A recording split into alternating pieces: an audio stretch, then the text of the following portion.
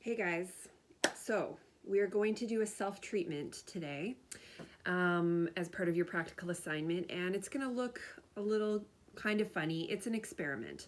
This is what I want you to do to try to get the experience of what it feels like to have a trigger point palpated on yourself.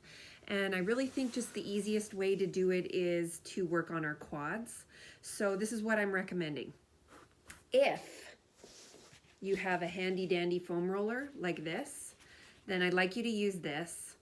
And we're gonna roll out our quadricep muscles looking for tender spots. So if you have a foam roller, then you know what it's like to foam roll. It can be kind of painful.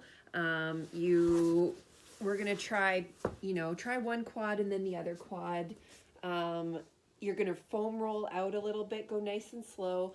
See if you can find a spot, like I feel it right here, kind of more in the vastus lateralis. See if you can find a spot on your quad that's sort of tender, and then take note of that spot.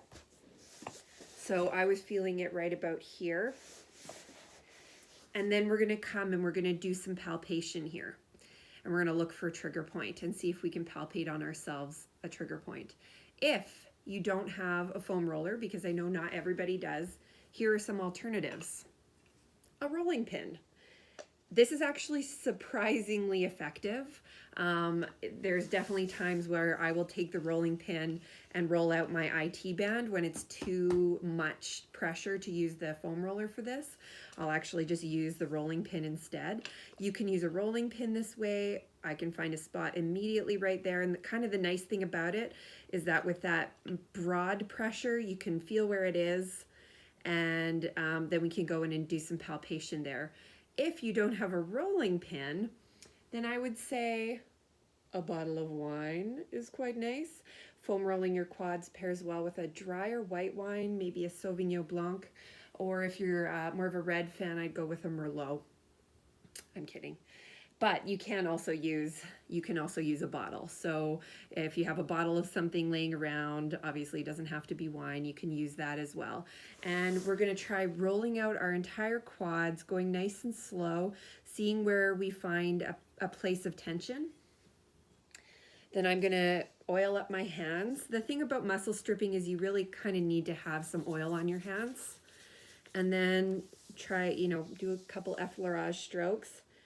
I'm going to use a reinforced finger technique here and work my way down.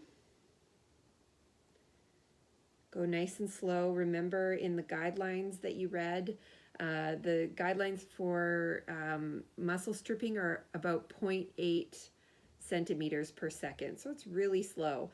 Think about your direct fascial techniques that you learned in Tech 2 and paired with the pressure of a petrissage technique from Tech 1. So I feel something around here. I'm actually going to move over a centimeter because I can feel that it's over a little bit. So I feel something right here. We're just trying to find trigger points today. We're not trying to treat them. We're just trying to hone our palpation skills and see if we can get a little more specific with the sensations in our hands. So go really slow, take your time. Try to explore, I'm going to say the anterior leg, because that's the easiest place for us to kind of have some good body mechanics. It's really hard if you're trying to do the hamstrings. I mean, it's not that you couldn't try palpating your hamstrings or the gastrocs or anything, but your hands have to be kind of relaxed. When we get tense with our palpations, like if you're trying to palpate your own back, as soon as we tense up in our own bodies and our own hands, our palpation skills become less effective. So you could try the tibialis anterior as well. You could try on the peroneals. These tend to be really tender as well. You may be able to find some tender spots. So do this as your self-treatment practice and then answer the questions that I've written for you in the practical assignment.